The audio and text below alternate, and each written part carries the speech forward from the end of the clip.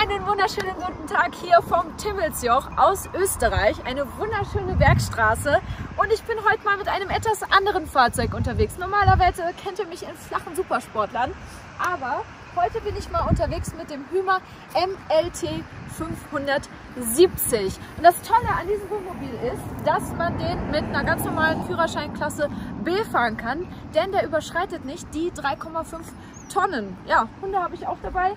Klaus hinter der Kamera habe ich auch dabei und wir sind jetzt hier schon so ein paar Tage unterwegs gewesen, um uns schon mal mit dem Wohnmobil hier vertraut zu machen. Erstmal ein riesengroßes Dankeschön an Hymer, dass wir dieses Fahrzeug hier zur Verfügung gestellt bekommen haben, um damit eben diese wunderschönen Aufnahmen zu machen. Das eine ist, dass man den mit der normalen Führerscheinklasse B fahren kann, das eine Besondere, aber jetzt kommt's, der Wagen hat Allradantrieb, 4x4, und ich habe schon festgestellt, dass wir hier scheinbar mit dem Porsche unter den Wohnmobilen unterwegs sind, weil wir werden ganz oft auf dieses Wohnmobil angesprochen, weil es halt eben ein Allrad ist. Und das ist echt ein ganz besonderes Ding, weil man kann halt auch eben super Offroad fahren. Okay, wir sind jetzt heute hier nicht ganz Offroad unterwegs, aber man merkt schon, auf gerade so matschigen Straßen und so weiter oder so steinigen Straßen kommt man sehr gut mit dem Wagen vorwärts. Und ich würde sagen, ich zeige euch den jetzt erstmal kurz, weil der hat echt viel zu bieten. Komm mal mit. Die finden das übrigens auch ganz toll. Gerade für Hunde muss ich sagen, gerade für Hunde ist ein Wohnmobilurlaub richtig toll. Man kommt viel rum, man kann überall hier anhalten. Sehr cool ist, was sein muss, wirklich. Jedes Fenster, jede Tür hat ein Fliegengitter und das ist wirklich ein Must-Have, denn gerade wenn man irgendwo am Wasser steht oder sonst wo, dann sind wirklich super viele Mücken da und man kann hier alles schön aufmachen und es kommen keine Mücken rein. Der MLT 570 ist auf Basis des Mercedes Sprinters. Also hier sieht man Mercedes, auch das ganze Interieur hier, das Infotainment-System Mercedes, kenne ich mich mit aus, das ist schon mal gut. Man kann die Sitze hier komplett rumdrehen und hier hat man eine sehr schöne Sitzecke, wo man dann den Tisch noch ausfahren kann und hier ist genug Platz für jedermann, um halt eben zu essen, zu trinken. Den Sitz kann man auch umdrehen, das zeige ich euch alles nochmal später, wenn wir das dann hier auch alles benutzen. Dann gibt es hier wirklich, also eigentlich alles, was man braucht. Wir haben uns die letzten Tage auch komplett selbst verpflegt. Kochfeld mit Gasherd, Spüle, Wasserhahn und man hat super viel Stauraum. Also wirklich überall hier sind Schränke, wo halt jede Menge reinpasst. Wir haben halt alles mit. Also so ein Wohnmobil voll zu packen ist wirklich nicht ohne, weil man braucht ja wirklich alle Sachen, die man alltäglich braucht. Man ist hier nicht in einem Hotel, wo man halt abends ins Restaurant geht, um da zu essen, sondern man macht sich ja alles hier. Deswegen muss man an alles denken. Teller, Tupperdosen, Espressotassen, haben wir alles mit. Ja, dann geht's weiter. Es gibt hier einen sehr schön großen Kühlschrank. Also der ist wirklich sehr groß für ein Wohnmobil. Ich dachte erst, man hat vielleicht so die Hälfte davon, mit Eisfach sogar. Also hier kriegt man wirklich alles rein. Und das Tolle daran ist, dass, wenn wir fahren, ganz normal über den Autostrom läuft. Wenn wir am Strom angeschlossen sind, irgendwo auf Campingplätzen, dann läuft er über Strom und er erkennt automatisch, wenn wir nicht am Strom angeschlossen sind und schaltet sich dann automatisch auf Gas. Das heißt, der kühlt die ganze Zeit, selbst wenn wir jetzt so wie hier frei stehen und nicht am Strom angeschlossen sind. Und das macht er alles automatisch.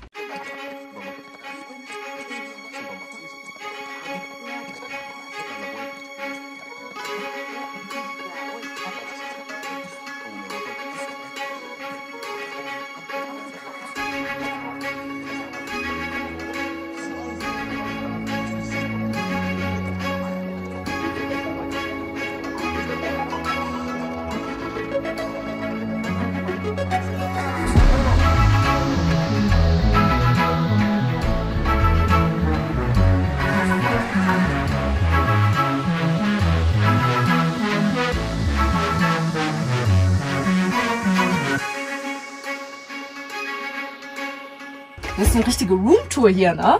Ja. So sieht das Badezimmer aus. Also man hat hier eine Toilette, ein Waschbecken, welches auch gleichzeitig die Dusche ist. Das ist super cool gelöst, weil es ist wirklich hier alles funktional. Wenn man hier duschen möchte, ich hoffe, man sieht das jetzt, dann lässt sich diese Wand hier ganz einfach umklappen. So. Dann befestigt man das hier. Und damit das hält, muss man eigentlich die Tür dann zumachen. So, jetzt hat man eine Duschkabine. Und das, was eigentlich ein Wasserhahn ist, lässt sich ausziehen und ist dann eine Dusche, die man hier befestigen kann. Also super funktional. Auch hier gibt es natürlich jede Menge Stauraum.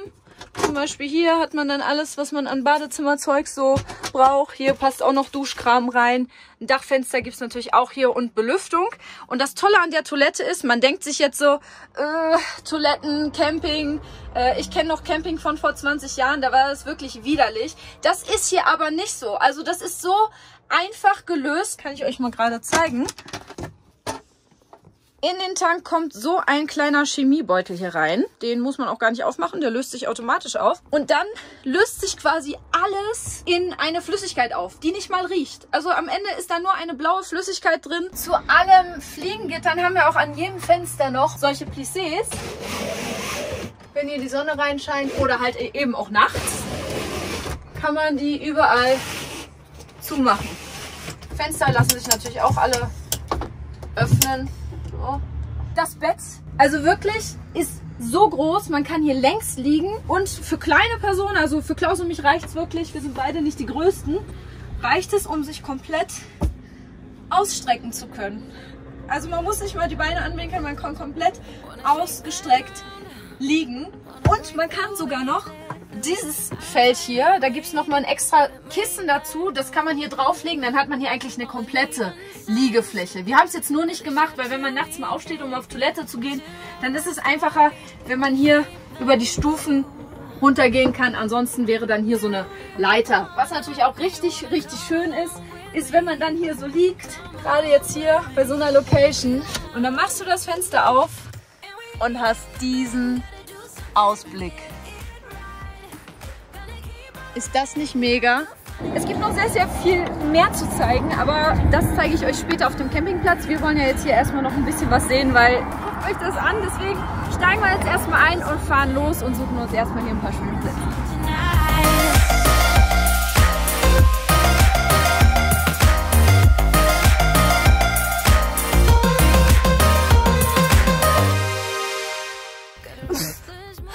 Ich falle hier rein. So, Mittagszeit, es ist Zeit zum Kochen und guckt euch mal diesen Platz an. Habt ihr schon mal einen besseren Platz zum Kochen gesehen? Ich noch nicht. Chefkoch Klaus regelt. So. Und zack ist der Gasherd an. So einfach geht das. Das ist wirklich super easy. Und jetzt wird hier gekocht. Ich glaube, ich habe noch nie an einem schöneren Platz irgendwo gegessen. Das ist schon echt richtig cool, weil du hast einfach dein Kochfeld immer dabei, du hast deine Toilette immer dabei, du hast dein Bett immer dabei, du hast deinen Kleiderschrank immer dabei. Es fehlt an nichts, egal wo man ist. Selbst hier mitten auf dem Berg.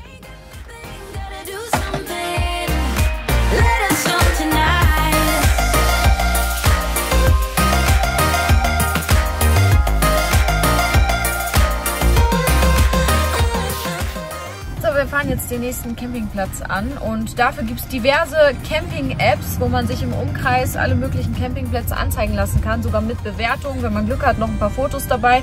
Und wir haben jetzt einen schönen gefunden, der sah zumindest auf den Fotos schon mal ganz gut aus. Ich bin mal gespannt, wie es da aussieht.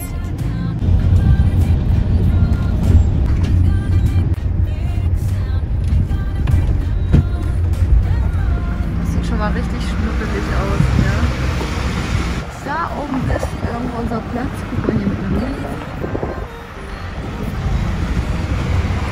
Mega schön. Wir sind jetzt beim Ötztaler Naturcamping angekommen. Ein sehr, sehr schöner Campingplatz, weil man steht hier nicht irgendwie so Campingvan an Campingvan wie bei anderen sehr, sehr großen Campingplätzen, sondern jeder steht so einzeln verteilt, so zwischen den Bäumen hier. Hier ist noch so ein kleines Mühlenhaus. Dahinter habe ich schon gesehen, sind so ein paar Kühe. Hey!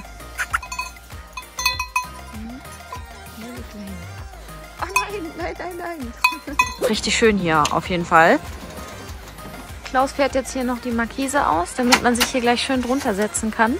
Das geht auch echt einfach und vor allem kann man das auch alleine machen. Ja, Markise ist ausgefahren und ich kann euch auch direkt mal zeigen, wie viel Stauraum hier noch drin ist. Also es ist so viel. Wir haben es auch komplett bis oben hin vollgepackt. Das geht bis dort hinten durch. Es ist wirklich so viel. Man kriegt hier so viel rein. Wir haben unsere Paddleboards mit Tische, Campingstühle, alles. Also hier ist ein mega großer Raum. Ich glaube, da würde sogar ein Motorrad reinpassen. Wir haben heute noch voll Glück. Hier ist total das Ereignis heute, denn alle Schafe von dem Berg werden heute hier durch den Campingplatz sogar vom Berg runtergetrieben. Oh, wie viele das einfach sind. So, das ist die letzte Truppe gewesen. Das war ein cooles Ereignis. Jetzt könnt ihr das Ganze hier auch mal betrachten, wie es im Dunkeln aussieht. Und ich finde, das hat Hümer auch ganz schön geregelt. Überall hier so Ambientebeleuchtung, hier und da. Natürlich nochmal einzelne Lampen hier, die man auch nochmal so ein- und ausschalten kann. Hier blaue Beleuchtung. Auch hier hinten im Bett alles richtig schön beleuchtet. Hier kann man auch nochmal unterschiedlich ein kleineres Licht oder nur das größere Licht. Dahin sind dann auch nochmal so 2 Leselampen und so. Muss ich sagen, es sieht echt richtig schön aus. Was ich euch noch zeigen wollte, ist einmal dieses Panel hier.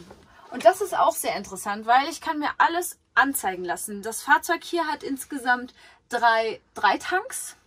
Einmal Frischwasser, einmal Grauwasser und einmal Schwarzwasser. Frischwasser ist halt das Trinkwasser, womit man duscht, womit man kocht. Das Grauwasser ist alles, was vom Duschen oder hier vom Spülbecken in den, also in den Tank geht. Und das Schwarzwasser ist halt das Toilettenwasser. Ja, und das zum Beispiel kann man sich unter anderem alles hier an diesem Panel anzeigen lassen. Oder auch die aktuelle Ladung, weil ist gerade hier an diesem Symbol sieht man, dass der Wagen ja jetzt am Strom angeschlossen ist. Dementsprechend zeigt er auch Strom hier volle Pulle an. Aber man kann ja auch freistehen. Das bedeutet, der hält so locker 1, 2 Nächte, wurde mir gesagt, auch ohne Anschluss aus. Wir haben ja auch eine Nacht schon frei gestanden. Und da konnten wir ganz normal die Beleuchtung anmachen und alles. Das ging alles. Und dann sieht man halt hier, wie das dann nach und nach runtergeht. Ja, dann, hier, das ist einmal hier Strom. Dann zeigt er mir hier den Frischwassertank an. Der ist noch bis zu 50% voll. Grauwasser genauso, 50%. Ja, und dann gibt es hier nochmal was. Und zwar kann man hier einmal die Heizung einstellen. Also Heizung hat das Ding auch. Haben wir jetzt sogar gerade an. Dann einmal Wassertemperatur. Aktuell ist es auf kalt, obwohl wir können es mal auf Eco stehen lassen. Man kann es auch auf Hot stellen, dann wird es richtig heiß beim Duschen. Ja, und dann halt einmal hier die Stärke der Belüftung, wie das Ganze hier belüftet werden soll.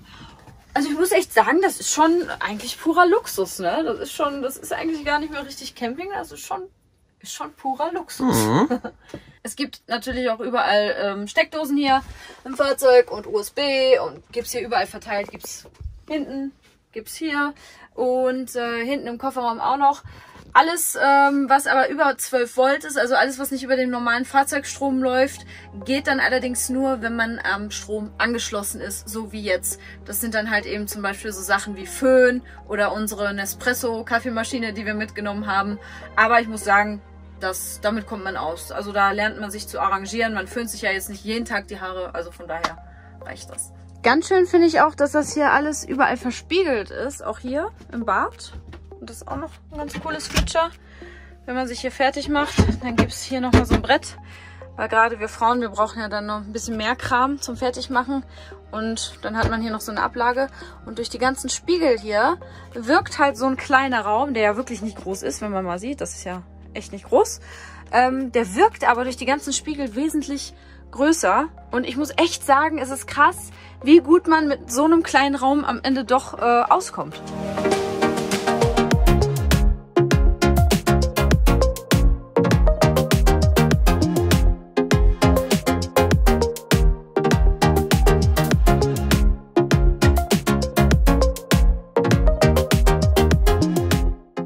Guten Morgen! Boah, hab ich geschlafen wie ein Stein. Jetzt muss ich erstmal mit den Hunden raus. Aber es ist schon echt gemütlich. Ich dachte immer, das ist super hart und unbequem in so einem Bett, hier von so einem Wohnmobil. Aber es lässt sich hier echt gut drin schlafen. Und es ist hier drin auch nicht irgendwie übertrieben warm oder übertrieben kalt. Das ist genau richtig. So, wir sind wieder auf dem Weg. Und man kann übrigens auch während der Fahrt hier hinten in dieser Sitzgruppe sitzen, wenn man sich denn anschnallt. Die Anschnaller sind hier drunter versteckt. Und das ist echt praktisch, weil ich kann jetzt hier schön am Tisch essen. Ist irgendwie so wie im Flugzeug oder wie in so einer Zugfahrt. Die Hunde können ein bisschen rausgucken. Kühlschrank und so ist auch direkt griffbereit. Ja, das ist eigentlich auch ganz entspannt und angenehm. Und so wird das Grauwasser entleert, also das Wasser von der Dusche. Man fährt hier über so einen Abfluss und dann drückt man jetzt hier gleich einfach den Knopf und dort ist der Abfluss. Zack, da läuft es raus. Die meisten Campingplätze haben so einen Ablass. Man sollte das nur niemals in der Natur entleeren, weil das halt ja, dreckiges Wasser ist mit Shampoo und so weiter oder Spülmittel. Deswegen immer an diesen Ablassstationen hier. Ja, so als kleines letztes Fazit zum Thema Urlaub im Wohnmobil. Milo, willst du auch was dazu sagen? Erstmal, ich war sehr, sehr positiv begeistert. Man kann sich die Aussicht immer selbst aussuchen. Man kann sich aussuchen, wo man schläft. Man kann sich aussuchen, wo man kocht. Man hat immer eine Toilette und eine Dusche dabei. Man hat seinen Kleiderschrank immer dabei. Man hat noch so viel Stauraum für seinen ganzen Kram wie die Paddleboards, die wir übrigens nicht einmal benutzt haben. Aber dafür haben wir so viele andere schöne Sachen erlebt. Also es war sehr, sehr schön, auch vor allem für die Hunde. Denen hat es auch richtig viel Spaß gemacht. Klaus, glaube ich, auch? Ja, hat's. Und jetzt sind wir aber auch ganz froh, wenn wir wieder nach Hause kommen, weil in so einem Wohnmobil ist ja doch schon auf Dauer ganz schön eng. Also für den Urlaub finde ich das sehr schön. Aber man muss sich im Klaren sein, sobald man zum Beispiel einen größeren Hund dabei hat oder vielleicht sogar Kinder, dann wäre der hier schon etwas zu klein, meiner Meinung nach. Dann bräuchte man schon ein etwas größeres Modell. Das Allerschönste war wirklich, dass wir komplett ohne Plan losgefahren sind und eigentlich nur durchweg schöne Wege gefahren sind, schöne Campingplätze angesteuert haben. Wir hatten so ein Glück mit dem Wetter und vor allem, was auch noch schön ist, ist, dass beim Camping irgendwie nochmal so der Zusammenhalt viel größer ist. Also man lernt so viele Leute automatisch kennen, irgendwie die Nachbarn, die neben einen stehen, man kommt automatisch ins Gespräch, jedem wird geholfen, wenn man irgendwie Hilfe braucht und das war sehr, sehr schön. Außerdem haben wir gemerkt, dass wir irgendwie viel zu viel Kram mitgenommen haben. Also das geht alles noch viel minimalistischer. Also die ganzen Klamotten, die ich mit hatte, wo ich erst dachte, das wäre zu wenig, davon habe ich nicht mal die Hälfte angezogen. Wir haben viel zu viel Essen eingekauft. Man merkt auch, wenn man den ganzen Tag unterwegs ist, dann greift man nicht mal hier und mal da, mal eben so zu Schnuckerzeugs. Also wir haben noch so viel Schokolade und Chips, über die wir gar nicht angerührt haben, obwohl wir jeden Tag wirklich sehr, sehr gut gegessen haben. Wir haben einmal richtig komplett eingekauft für die ganze Woche und einmal waren wir noch so frische Sachen holen, wie Wurst und Käse. Und das war's. Also man kommt wirklich sehr, sehr minimalistisch klar. Man merkt auch erstmal wieder, dass man gar nicht so viel Wasser verbrauchen muss, wie man es zu Hause tut. Man kommt auch mit weniger Wasser aus. Also es war wirklich mal eine Erfahrung wert, das alles mal erlebt zu haben. Und zu guter Letzt vielen, vielen Dank an Hymer, dass wir diesen MLT 570 hier mit Allradantrieb für die ganze Woche haben durften. Und auch nochmal ein riesengroßes Dankeschön an das Ötztaler Naturcamping für diese tolle Gastfreundschaft. Kann ich auch nochmal empfehlen, toller Campingplatz. Und ja, schreibt gerne mal in die Kommentare, was haltet ihr vom Camping? Wart ihr schon mal campen? Auch in einem Wohnmobil oder vielleicht Wohnwagen? Schreibt gerne alles in die Kommentare. Ich kann es jedem nur mal empfehlen. Es ist wirklich ein richtig schöner Urlaub. Milo sagt, ihr sollt meinen Kanal abonnieren und wir sehen uns hoffentlich im nächsten Video. Tschüss!